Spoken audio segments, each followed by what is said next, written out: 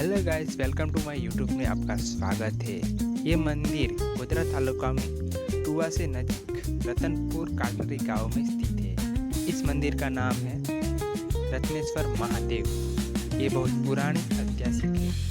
इस मंदिर का निर्माण सोलंकी वंशना राजा रतनसिंह द्वारा निर्माण કરવામાં આવ્યું હતું એવું માનવામાં આવે છે। અને આ બહુ જૂનું અને પૌરાણિક અને ऐतिहासिक मंदिर है। अहींया एक शिवलिंग अने हनुमान दादानी मूर्ति पण छे।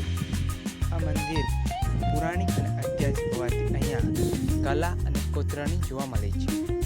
अहींया हाथी घोड़ा अने वगैरे मूर्तिओ अने कला कोतरीथी कोतरेला जोवा मळे छे। आ मंदिर વધુ આવે છે। सोमवार હોય ત્યારે કે શનિવારે હનુમાન દાદાની સેવા કરવા આવે છે। દોસ્તો સપોર્ટ કરો, લાઈક કરો।